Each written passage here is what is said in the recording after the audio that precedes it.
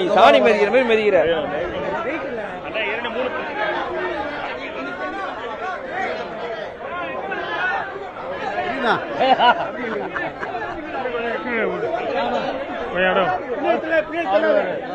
முன்னப்படி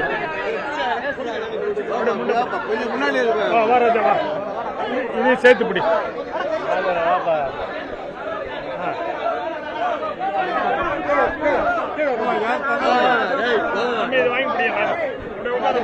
silent.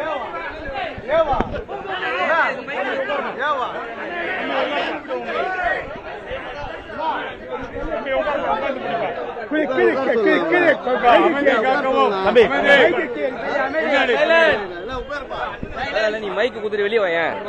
ஒரே நிமிஷம் நீ மைக் கொடு. வெளியே வா, வெளியே வா, வெளியே வா.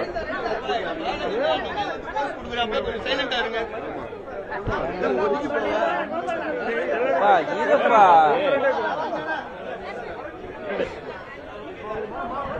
தம்பி ஸ்டார்ட் பண்ணிட்டு பாப்பா.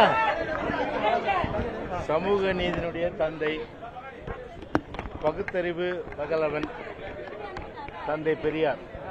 தந்தை என்று சொல்லும்போது தமிழ்நாட்டில் ஒரு காலகட்டத்தில் ஒடுக்கப்பட்ட மக்கள் சமுதாயத்திலே மிக மிக மிக மிக ஒரு பின்தங்கியுள்ள நிலையில் அவர்களுக்கென்று எந்த உரிமையும் கிடையாத ஒரு சூழ்நிலையிலே நம்முடைய தந்தை பெரியார் அவர்கள் அவருடைய அந்த உரிமைக்கு குரல் கொடுத்து ஒரு சமூக நீதியை நிலைநாட்டி அதன் மூலம் ஒரு சமத்துவத்தை, ஒரு சமூக நீதியை, ஒடுக்கப்பட்ட மக்கள் கூட ஒரு உயர்ந்த நிலைக்கு வர முடியும் என்ற வகையில் ஒரு அடிக்கோலிட்டவர் தந்தை பெரியார் அவர்கள்.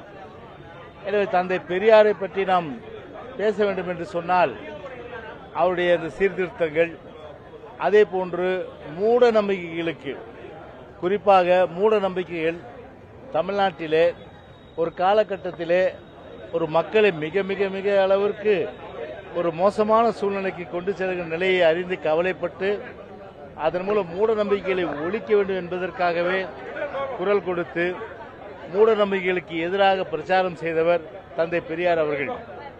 இன்றைக்கும் தமிழ்நாட்டிலே ஆதி திராவிடர்கள், பழங்குடியினர்கள், பின்தங்கியவர்கள், மிகவும் பின்தங்கியவர்கள், சீர்மரபினர்கள் அரசியலிலும் சரி, அதே போன்று அரசு பணியிலும் சரி, அதே போன்று சமூகத்தில் தலை நிமிர்ந்து நிற்கிறார் என்று சொன்னால் ஒரே மனிதர் தந்தை பெரியார் அவர்கள் அன்றைக்கு அடிக்கோலிட்டதுதான்.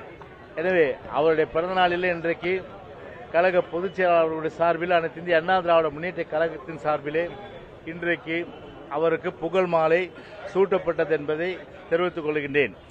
அதே நேரத்தில் தந்தை பெரியார் அவர்கள் அவர் வாழ்ந்த காலங்களில் ஒரு சமூக நீதி, சமநீதி, ஒரு பகுத்தறிவு என்ற அடிப்படையிலே பகுத்து உணர்ந்து ஒரு மனிதன் ஆராய்ந்து அறிந்து தெளிவுபட வேண்டும் என்ற வகையிலே கருத்து சொன்னதால் தான் இன்றைக்கும் உலகம் முழுவதும் போற்றப்படுகின்ற ஒரு தந்தை, தமிழ்நாட்டிற்கு ஒரு தந்தை.